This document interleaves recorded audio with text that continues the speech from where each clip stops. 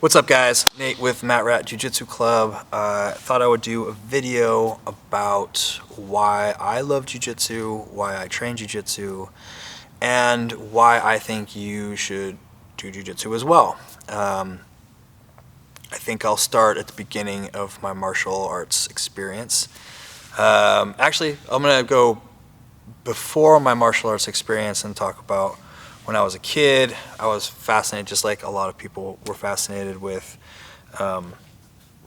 cartoons and comic books, and I was watching a lot of movies. I loved martial arts movies. I loved Jean-Claude Van Damme was one of my favorite guys to watch. I think I watched Lionheart and all of his movies many times.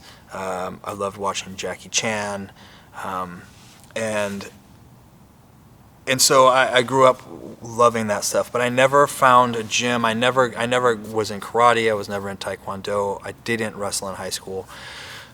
So I didn't really have any martial arts experience. I was snowboarding a lot. I was skateboarding.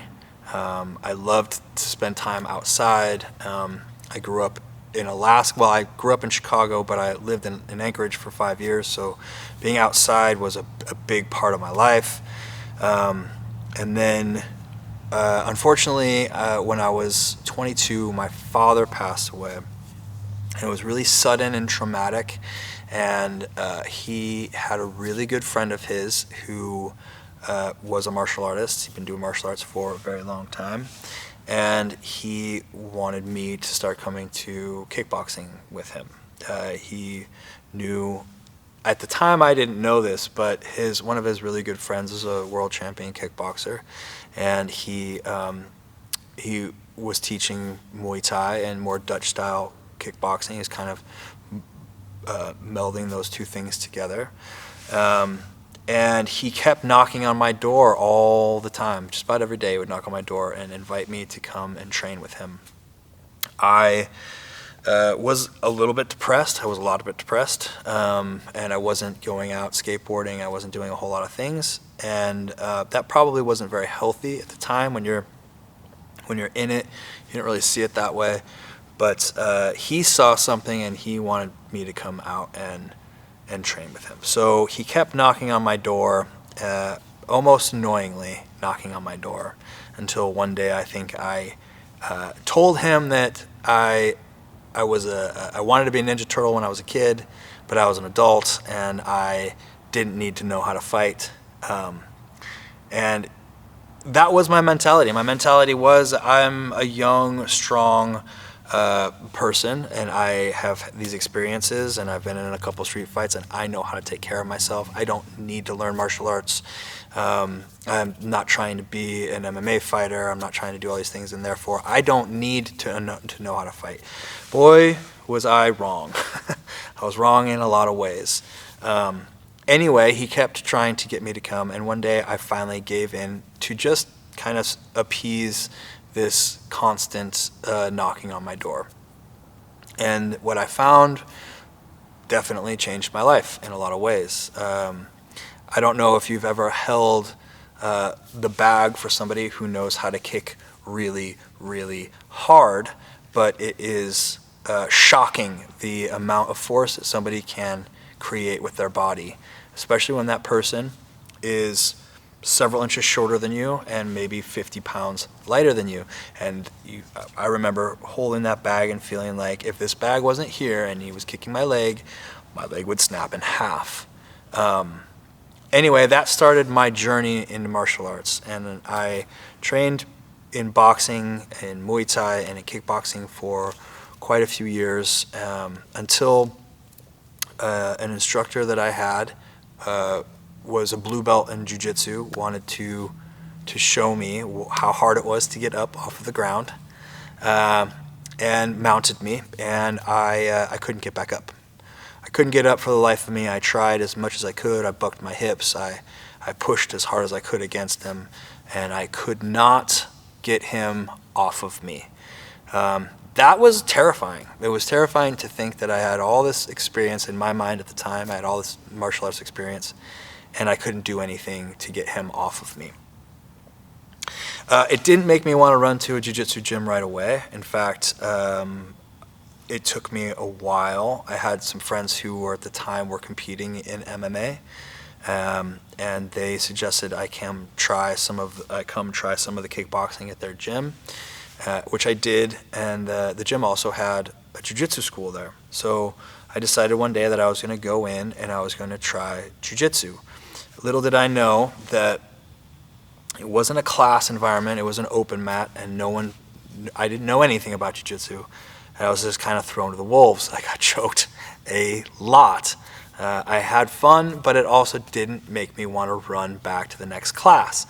So I didn't train jiu-jitsu for quite a while after that. And then the same guy that got me into kickboxing started training jiu-jitsu. And he kept training, and he called me and was like, I'm going to get my purple belt soon, and I want you to come when I get promoted to my purple belt. They're going to have a little barbecue, and I think you should come. I want you to try jiu-jitsu, but I want you to come see the environment that I'm training in. So I went, and it was a very different environment than the first place that I had seen. It was everybody was really laid back, and everybody seemed to be friends and friendly. So I decided that I was going to go to jiu-jitsu.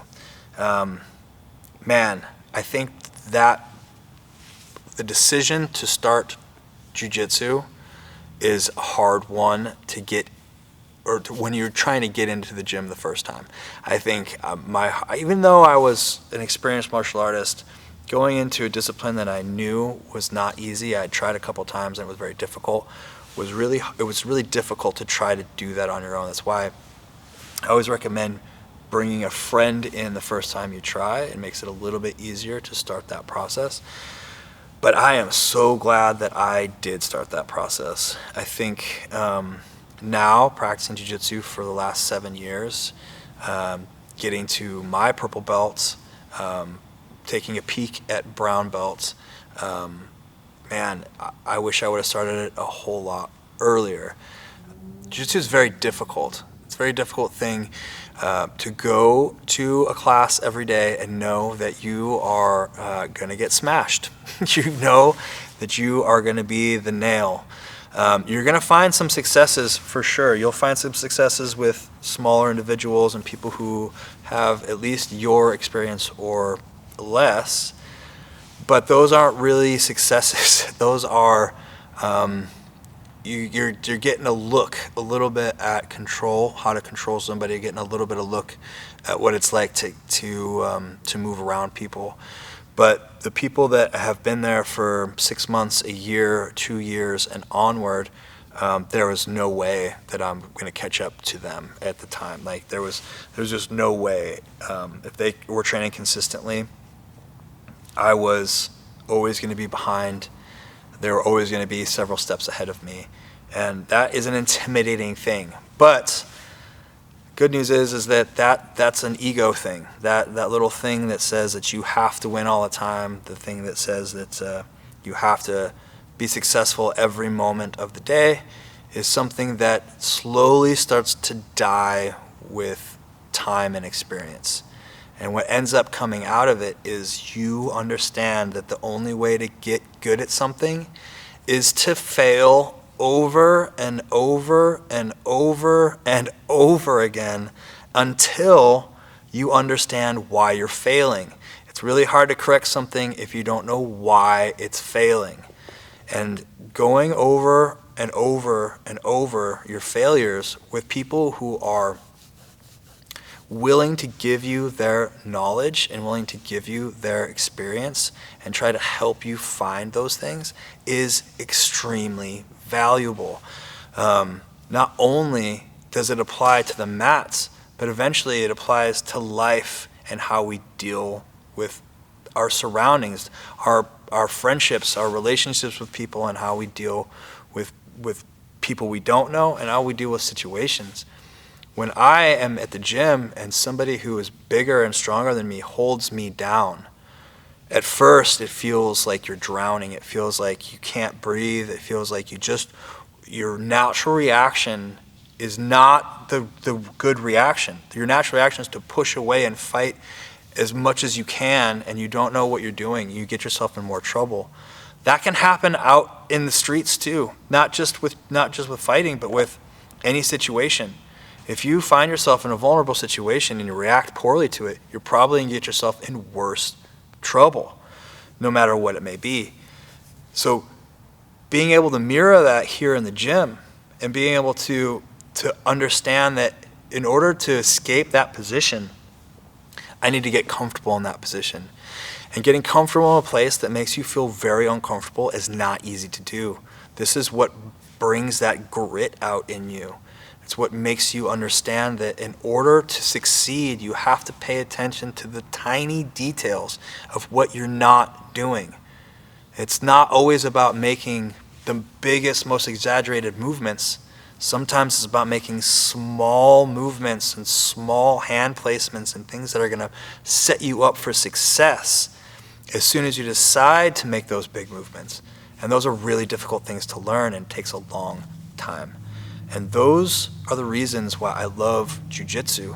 I love jiu-jitsu because, man, there's no time in my life when I'm outside of the gym that I feel like there's something that I can't handle. And that is something, that is a confidence that nothing I have ever found, even in martial arts, that jiu-jitsu will give you. You also understand how vulnerable you are, that no matter if you are at the top of the pecking list in your gym, you may be at the top of the pecking list in your gym. It's a big world out there. There are lots of people who know lots more than you do and can put you, no matter what your experience level is, in uncomfortable situations. And that breeds being humble. And being humble and confident is a really dangerous combination to have when you're addressing life. And man, the mats just really breed that. And that's why I think everybody should train jiu-jitsu, because not only are you learning something that can potentially save your life in a physical confrontation with somebody or somebody who's trying to attack you, but it can also save your life when it comes to dealing with things that are outside of your control, outside of the gym, that have nothing to do with rolling around with people or learning how to choke them. If you hate your job, if you hate the relationship you're in, if you don't like something about your life, you may be ignoring it. And you can't ignore it on the mat. There's a saying that says that the mats, there's honesty in the mats, right? What is the term? You can't lie on these mats. You can't come in and say, oh, I'm a purple belt and have no experience, and you're going to get found out immediately. There's no way anybody will believe you. You can't do what you think you can do just because there's no lying here. You are very vulnerable when you get on these mats, and that becomes an asset when you realize that the more you fail, the more you actually succeed, if that makes any sense at all. The more you fail, the more you're likely to succeed in the future because you know what not to do. If somebody is mounted on me and I keep pushing my hands into their chest to try to get them off of me, how many times is it going to take for me to get armbarred before I realize that pushing away is not the right thing to do? It's going to take me a long time to actually do that when I'm under stress, right? When I can't breathe. Those are really uncomfortable positions to be in. And I have to go through them over and over and over again to realize how to escape.